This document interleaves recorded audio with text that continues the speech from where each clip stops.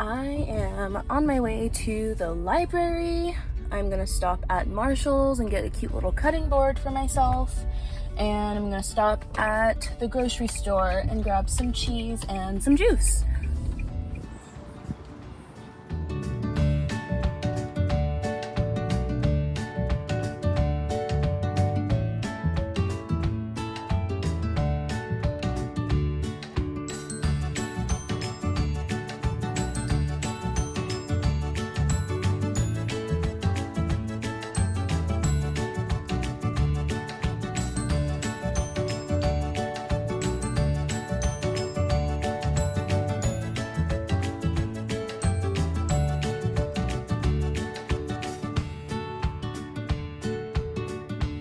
They didn't have anything in there that I liked. They had a couple of like cutting board serving tray things, but they all looked really heavy, which is kind of exactly the opposite of what I was looking for right now. I just wanted something to like put my food on and make it look nice, but I'm not trying to carry a whole bunch of heavy stuff. So where am I going next? I think the store.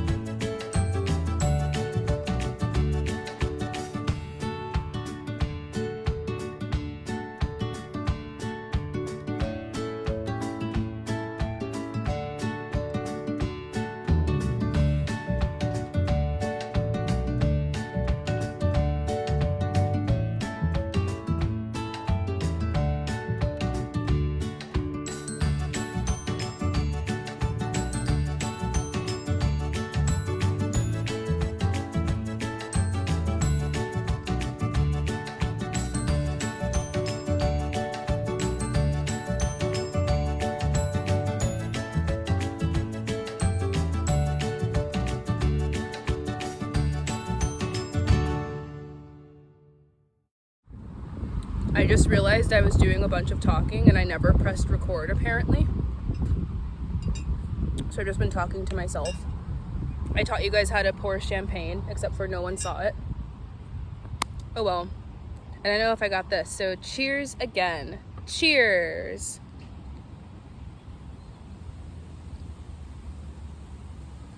I hope that I got that on video, because that was helpful information.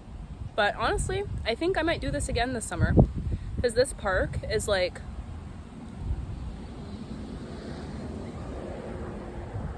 right down the street, like less than 5 minutes. And you know, I'm not interested in a hot girl summer. I want a chill girl summer. I don't want to be a hot girl. I want to be a chill girl who just hangs out and enjoys life. It's a really pretty day today too.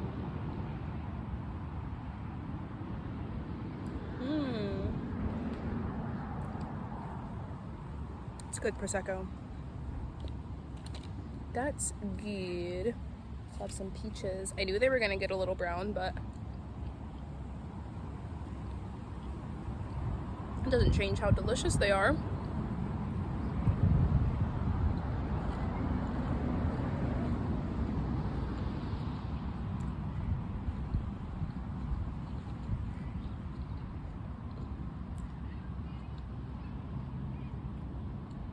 Oh, they're flying kites.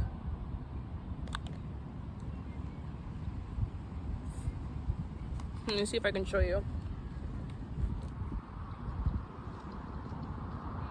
Can you see that? It's like right between the trees. I don't think you can see it. If I see it again, I'll try to show you. I also haven't eaten anything today, so I'm probably very hungry.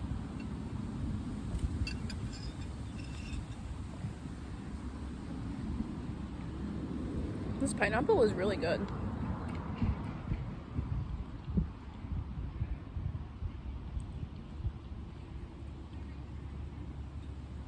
I feel like when people say romanticize your life, it like automatically makes you think like, oh, if you hear cheering, it's because people are like playing at the park today. But I think like when you hear romanticize your life, you automatically think like, oh, I have to spend a bunch of money. I don't think that's true at all. I mean, you can spend a lot of money if you want to, but if you're like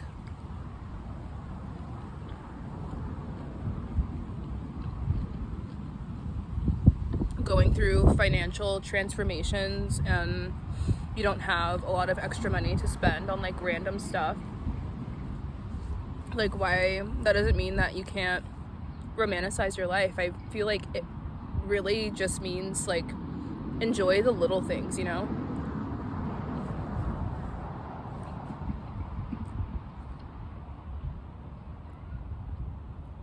Cheers to enjoying the little things, right? This pineapple, this was like kind of pricey for a pineapple, but it was only $5. So even if you just got a little thing of champagne and some pineapple and like some other fruit or some juice or whatever, you spent what? Less than $20. And then you get to feel all bougie and like, I'm having champagne on my picnic, like, you know.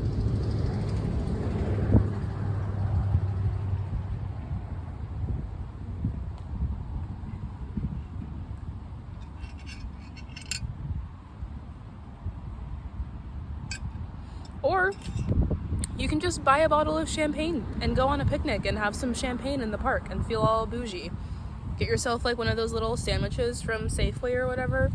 My hair keeps blowing in my face and I'm tired of it. But you know what I'm talking about, little like pre-made Safeway sandwiches. Get yourself one of those. That's like, even at the expensive stores, a pre-made sandwich is like $7 max. So $7 on a sandwich, $5 on a bottle of champagne, or you don't like champagne, so whatever beverage you like, but I'll say it costs $5 for like even a little pre-made juice thing or whatever it is you drink. So now we're at $12 and you have a sandwich and a drink. And I mean, you don't even have to have a sandwich. Like, it's just like finding ways to enjoy what you have while you have it. Wow, I really can't open this thing. Look at this. I'm struggling. The cheese is all soft because my car was warm. It's okay, it's easily spreadable now. I really would like to do this again. Vera, let me know in the comments if you want to see this again. I know a while ago you said you really liked the videos that I would do. Look at that. I just got a message from Amy's, I don't know. But yeah, I know you said a while ago, Vera, that you really liked the videos I made where I would like make breakfast and kind of like spend the morning with you. And I liked making those too, but editing food videos is like, I can't. So I think this is a little easier because I really don't have to edit a picnic. I mean, then it's just like we're having a picnic. But I feel like when I make videos about like just like sitting down and talking, and like the video is just like sitting down and talking and eating, it's really difficult if like I'm not at least like at the park or something, because then I have to edit out all of the chewing sounds, which is like 90% of a food video. So if you're okay with me like not editing my videos, again, I'm talking to Vera, you're like the #1 watcher of my channel. Hey girl, hey. I really appreciate the support. I hope we get to actually meet each other in person soon, because you seem really cool. And I didn't know that you were a decade older than me. Like, you're aging very gracefully. So whatever you're doing, keep it up, boo. You look good. But yeah, if you're okay with like having completely unedited food videos, I would love to start doing that again.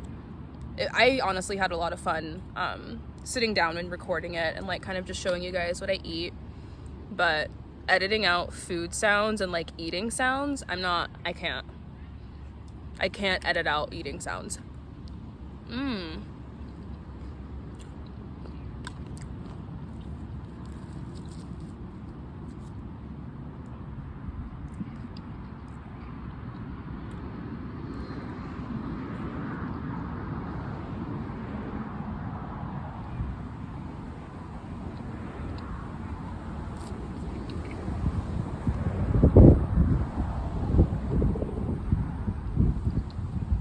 The breeze is perfect.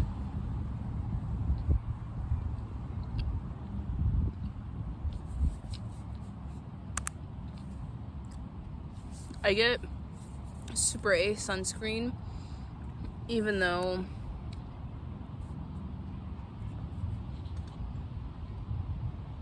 I know it's really bad for the environment. But if I get cream sunscreen, I'm gonna have to get spray sunscreen anyways, because Sam will absolutely not wear cream sunscreen. It's not happening. I tried for like 2 years. So I'm just like, you know what? We'll just both wear spray sunscreen.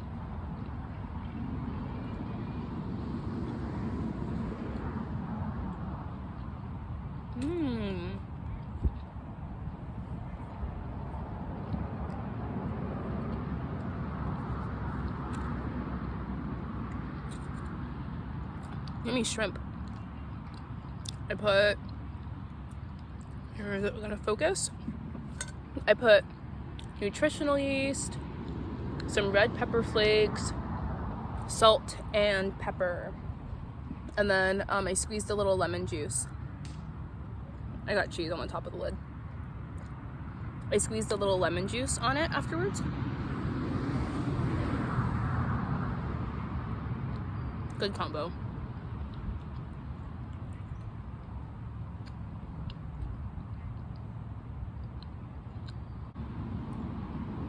I'm not even looking at anything, I'm just watching the trees blow in the wind. Oh, what a day. I cried so hard. Literally, I was standing in QFC. I was gonna record it, but I feel weird recording myself like having a full-on breakdown. I was like standing in QFC. And I asked so politely if she could please like open the thing so I could have some cheese. Like, can you please cut this so I can have some cheese? And she was like, no. And she didn't say it that meanly. I just like, seriously, like you can't, it'll take less than 5 minutes. You're putting frozen cookies on a cookie sheet, and you can't take 5 minutes out of doing that to cut me some cheese. Like, it was just too much. And I think I'm PMSing, and I hadn't eaten breakfast, so dude, I was over it. The name of this book is Rock, Paper, Scissors. Sorry. The name of this book is Rock, Paper, Scissors.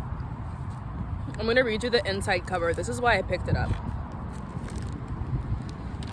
No one can plot or write a story like Alex Feeney. Think you know the person you married? Think again. Things have been wrong with Mr. and Mrs. Wright for a long time. Every anniversary, the couple exchanged traditional gifts: paper, cotton, pottery, tin. And each year, Adam's wife writes him a letter that she never lets him read, until now. Self-confessed workaholic and screenwriter Adam Wright has lived with face blindness his whole life. He can't recognize friends or family or even his own wife, and Amelia is sick of feeling unseen. When Adam and Amelia win a weekend away to Scotland, it might be just what their marriage needs. They both know this weekend will make or break their relationship, but they didn't randomly win this trip. One of them is lying, and someone doesn't want them to live happily ever after. 10 years of marriage, 10 years of secrets, and an anniversary they will never forget. And I think since I just celebrated my 4th anniversary, I was like, okay, I have to read this book.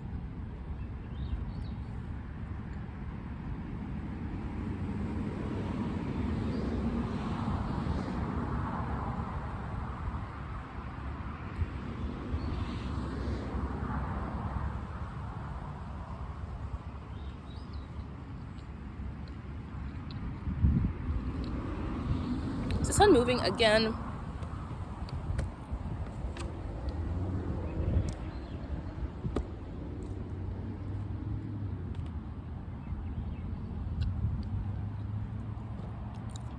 Should have never moved you. Give me a snack.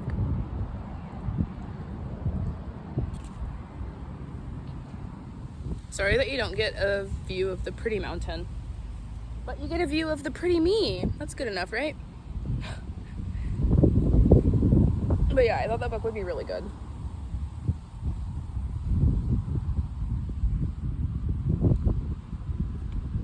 It's also on the choice reads list.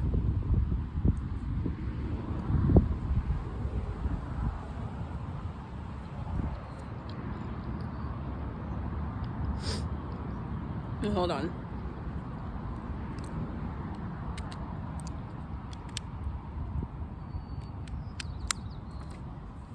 The sun keeps moving, and now I'm not in the shade anymore, so I'm gonna drag my blankets under the tree so that everything doesn't get all hot.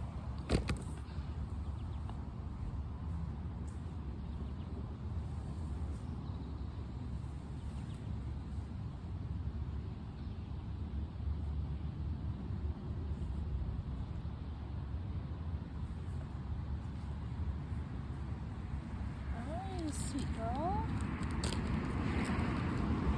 Giving Luna some treats because she's on a picnic too. Yeah. And water. There you go, little sweetie. Luna is my favorite dog. February 2020. My husband doesn't recognize my face. I feel him staring at me as I drive and wonder what he sees.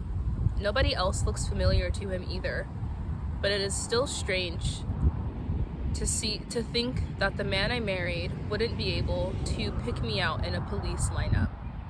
I know the expression his face is wearing without having to look. It's the sulky, petulant, I told you so version. So I concentrate on the road instead. I need to. The snow is falling faster now. It's like driving in a whiteout, and the widescreen wipers on my Morris Minor Traveler. I'm not familiar with that type of car.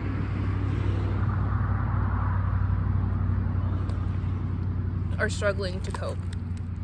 The car, like me, was made in 1978. If you look after things, they will last a lifetime. But I suspect my husband might like to trade us both in for a younger model. Adam has checked his seatbelt 100 times since we left home, and his hands are still balled into conjoined fists on his lap. The journey from London up to Scotland should have taken no more than 8 hours, but I daren't drive any faster in this storm. So right off the bat, we're already starting on their trip to Scotland, which I think is really interesting. So I'm wondering if we'll do a 2 weeks earlier kind of thing, or if she's just starting the story right where the story starts.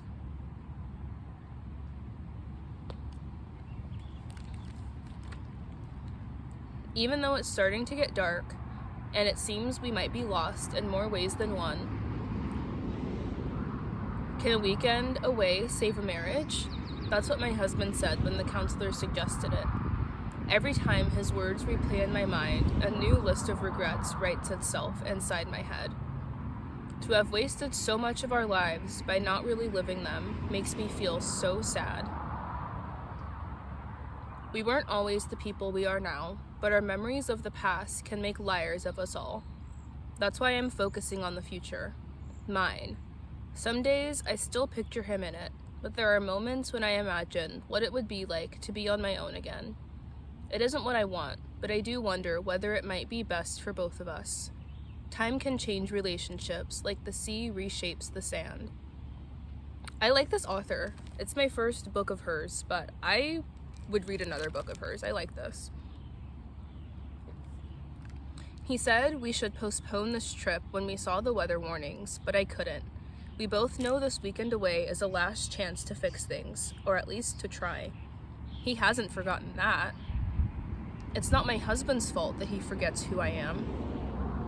Adam has a neurological glitch called prosopagnosia?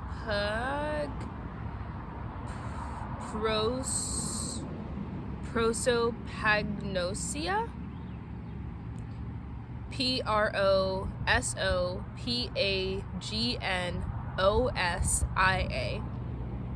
Prosopagnosia. That's what I'm going with.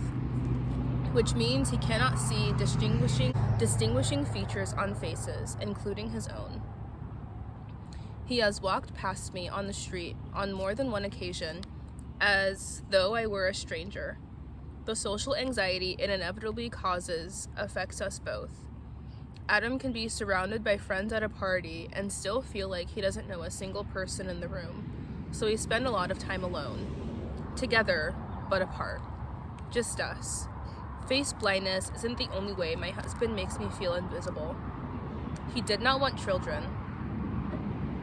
Always said that he couldn't bear the thought of not recognizing their faces. He has lived with this condition his whole life, and I have lived with it since we met. Sometimes a curse can be a blessing. Pineapple break.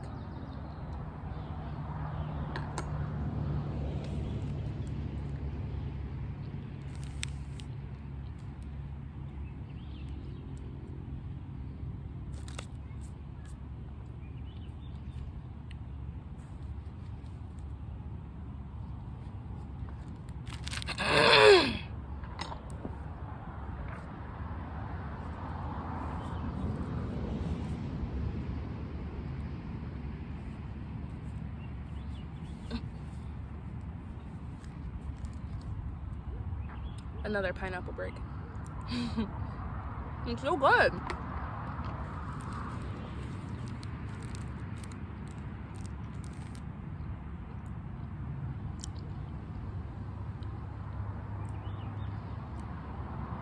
Okay, we were at, sometimes a curse can be a blessing. My husband might not know my face, but there are other ways he has learned to recognize me. The smell of my perfume, the sound of my voice, the feel of my hand in his when he still used to hold it. Marriages don't fail, people do. This is sad. I am not the woman he fell in love with all those years ago. I wonder whether he can tell how much older I look now, or if he notices the infiltration of gray in my long blonde hair. 40 might be the new 30, but my skin is creased with wrinkles that were rarely caused by laughter. This is such a sad book. Sometimes when I read a book that's too sad, I'll stop reading it. I don't know, we'll see if we can make it through. This is really sad so far.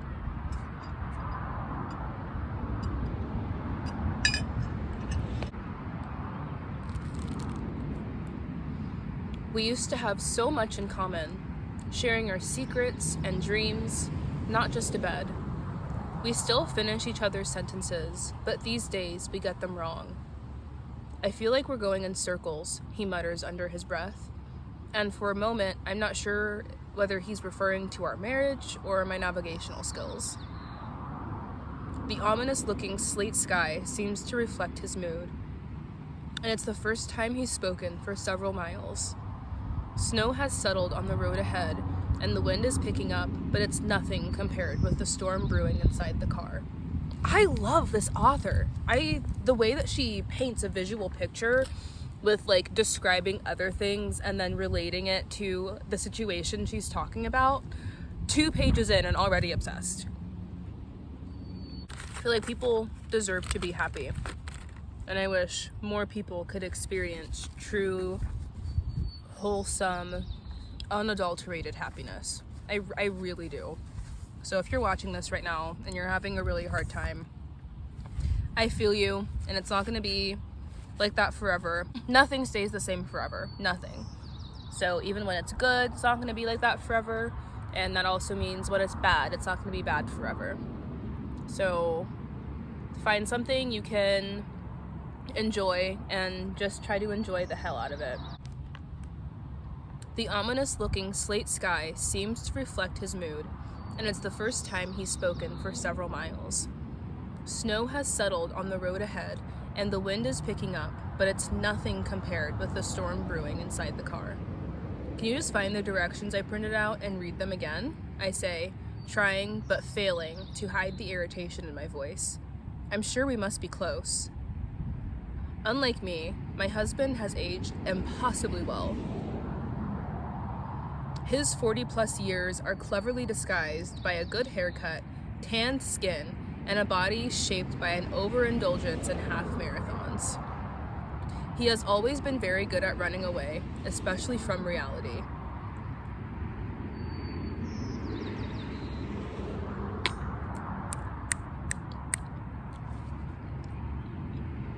That's tea. Damn. Adam is a screenwriter. He started far below the bottom rung of Hollywood's retractable ladder, not quite able to reach it on his own. He tells people that he went straight from school into the movie business, which is only an off-white lie. He got a job working at the Electric Cinema in Notting Hill when he was 16, selling snacks and film tickets. By the time he was 21, he'd sold the rights to his first screenplay. Rock, Paper, Scissors has never made it beyond development, but Adam got an agent out of the deal. And the agent got him work, writing an adaptation of a novel. The book wasn't a bestseller, but the film version, a low-budget British affair, won a BAFTA, and a writer was born.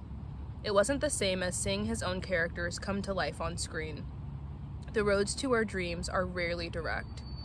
But it did mean that Adam could quit selling popcorn and write full-time. I'm kind of starting to feel like my spirit guides made me pick up this book for a reason. Screenwriters don't tend to be household names, so some people might not know his, but I'd be willing to bet money they've seen at least one of the films he's written. Despite our problems, I'm so proud of everything he has achieved. Adam Wright built a reputation in the business for turning undiscovered novels into blockbuster movies, and he's still always on the lookout for the next. I'll admit that sometimes I feel jealous, but I think it's only natural given the number of nights when he'd rather take a book to bed. My husband doesn't cheat on me with other women or men. He has a love affair with their words. Human beings are a strange and unpredictable species. I prefer the company of animals, which is one of the many reasons why I work at Battersea Dogs Home. Four-legged creatures tend to make better companions than those with two, and dogs don't hold grudges or know how to hate. I'd rather not think about the other reasons why I work there. Sometimes the dust of our memories is best left unswept. The view beyond the widescreen has offered an ever-changing dramatic landscape during our journey. There have been trees in every shade of green, giant glistening locks, snow-capped mountains, and an infinite amount of perfect, unspoiled space. I am in love with the Scottish Highlands.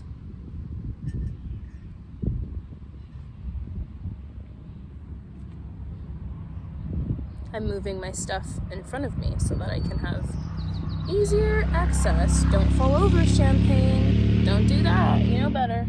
You know better, glass of champagne. You better not fall over. I'll punch you. Violence is sometimes the answer. Sometimes. Not always. Not even usually. But sometimes, violence is the answer.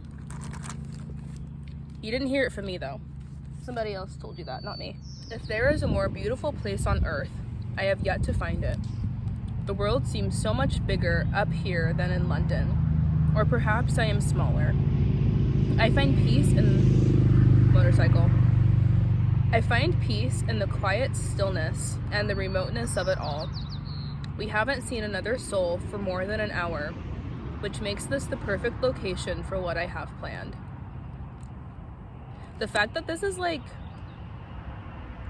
a horror novel, I think? I don't know, I'm not sure exactly what genre this falls under.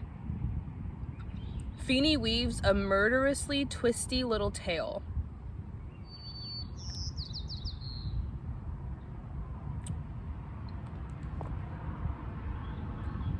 I don't know if we can trust Miss Amelia. I think Miss Amelia might be onto something. She's up to no good. Aww. I love seeing babies.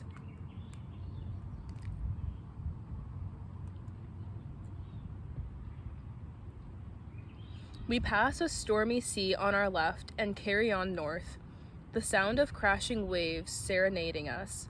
As the winding road shrinks into a narrow lane, the sky, which has changed from blue to pink to purple and now black, is reflected in each of the partially frozen locks that we pass. Further inland, a forest engulfs us. Ancient pine trees, dusted with snow, and taller than our house, are being bent out of shape by the storm, as though they are matchsticks. The wind wails like a ghost outside the car, constantly trying to blow us off course, and when we slide a little on the icy road, I grip the steering wheel so tight that the bones in my fingers seem to protrude through my skin. I notice my wedding ring, a solid reminder that we are still together, despite all the reasons we should perhaps be apart. Nostalgia is a dangerous drug, but I enjoy the sensation of happier memories flooding my mind. Maybe we're not as lost as we feel. I steal a glance at the man sitting beside me, wondering whether we could still find our way back to us. Then I do something I haven't done for a long time and reach to hold his hand. "Stop!" he yells. It all happened so fast. The blurred, snowy image of a stag standing in the middle of the road ahead, my foot slamming on the brake, and the car swerving and spinning before finally skidding to a halt just in front of the deer's huge horns. It blinks twice in our direction before calmly walking away as if nothing happened, disappearing into the woods. Even the trees look cold. My heart is thudding inside my chest as I reach for my handbag. My trembling fingers find my purse and keys and almost all other contents before locating my inhaler. I shake it and take a puff. "Are you okay?" I ask before taking another. "I told you this was a bad idea," Adam replies. I have bitten my tongue so many times already on this trip. Oh. My horoscope also said that I was going to see spiders today as a sign that I'm on the right path, but I don't want you crawling on my blanket. Please go away, Mr. Spider. Hello, spider. Goodbye. Go away now. Oh, it's a jumping spider? Absolutely not, friends. No, I will pack up and go home right now. Please get off my blanket. Ugh. I used to love being outside, and now that I'm an adult, I'm like, ew, bugs. But my horoscope, well, not my horoscope, it was I don't know if any of you that watch me watch Kino Tarot on YouTube. I love her. Her, Gem Goddess, and who's the other one? I can't think of her name, but she looks just like Kino. They look like the same person, and they both do tarot. I like all three of them, but I specifically was, not watching. It was like Kino sometimes will post these Instagram reading things, and so I clicked on it, And it specifically said that I would probably see spiders today, just as a way for the universe to tell me that I'm on the right path and to keep going, and also don't try to do too much too fast.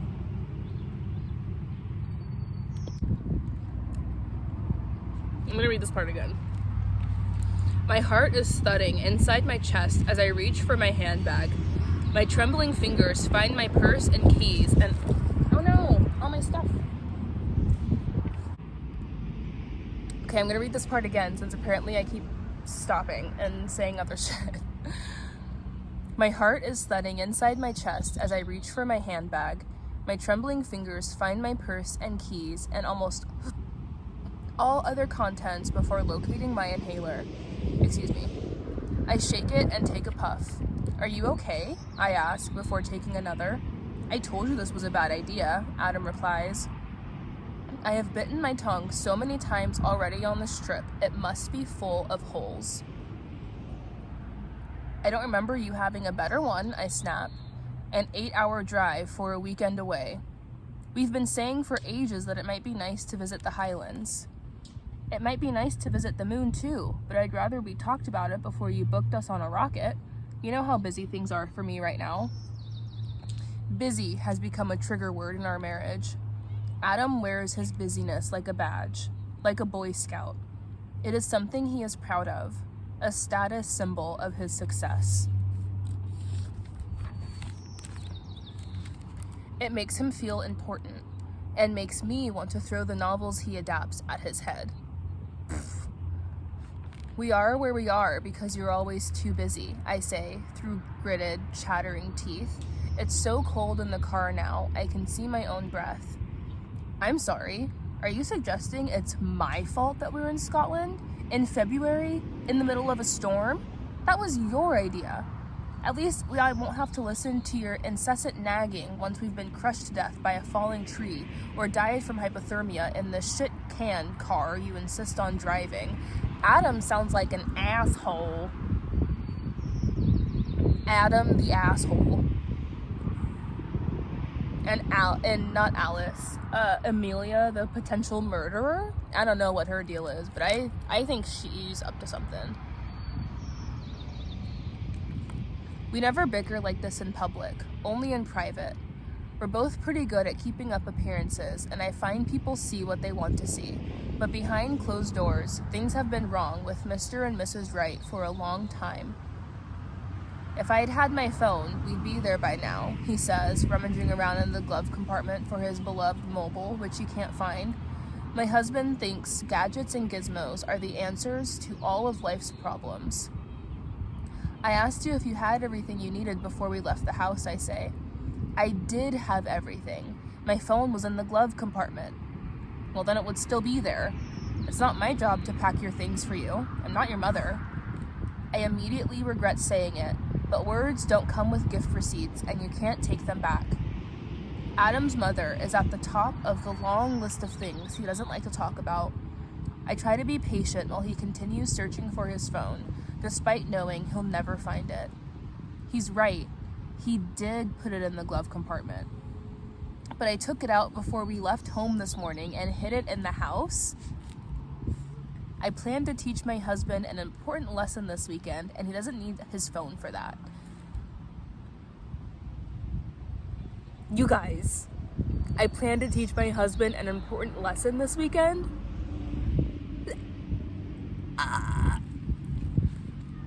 15 minutes later, we're back on the road and seem to be making progress. Adam squints in the darkness as he studies the directions I printed off. Unless it's a book or a manuscript, anything written on paper inside of a screen seems to baffle him. Chocolate break? Reading out loud is hard because I keep taking breaks to eat food. I'm not gonna stop taking breaks to eat food. You guys are gonna have to deal with it. Wow, I can't stop thinking about that line. I plan to teach my husband an important lesson this weekend, and he doesn't need his phone for that. What do you think she planned? I think she's gonna kill him. I honestly think she's about to kill this dude. But can we blame her? I mean, Adam sounds like kind of a jerk. But this is only chapter 1, so let's hold our judgments until the end, people. Oops, did I just get chocolate on this book? No, I didn't. That chocolate stain was already there when I got it from the library. Definitely wasn't me. For sure not. Geez, who left a chocolate stain in this book? Rude. Gosh, some people, right?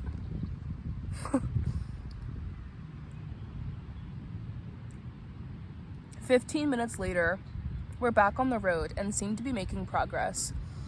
Adam squints in the darkness as he studies the directions I printed off. Unless it's a book or manuscript, anything written on paper instead of a screen seems to baffle him. You need to take the first right at the next roundabout, he says, sounding more confident than I would have expected. We are soon reliant on the moon to light our way and hint at the rise and fall of the snowy landscape.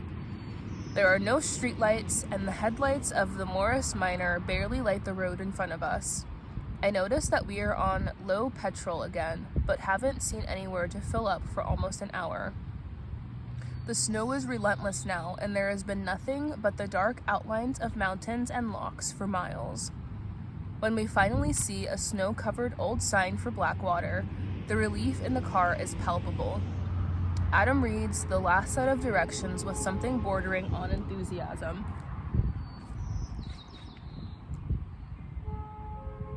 Cross the bridge, turn right when you pass a bench overlooking the loch.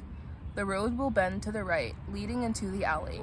If you pass the pub, you've gone too far and missed the turning for property. A pub diner might be nice later, I suggest. Neither of us says anything when the Blackwater Inn comes into view in the distance. I turn off before we reach the pub, but we still get close enough to see that its windows are boarded up. The ghostly building looks as though it has been derelict for a long time. The winding road down the valley is both spectacular and terrifying. It looks like it has been chiseled out of the mountain by hand.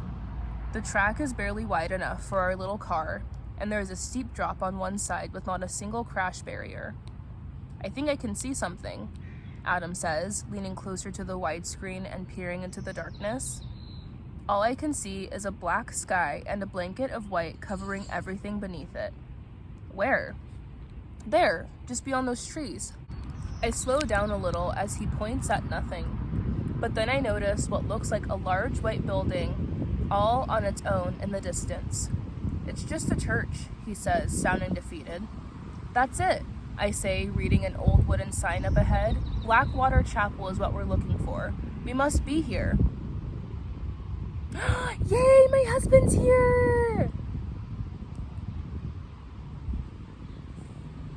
Okay, well, I'm gonna hang out with my man now, so thank you guys for hanging out with me today. I will definitely do this again. I don't know when.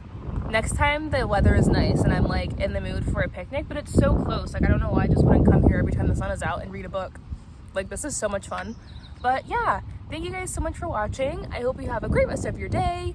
Don't forget to romanticize your life. Enjoy the little things. Find small things to enjoy that you can enjoy. And I'll talk to you later. Mwah! Bye.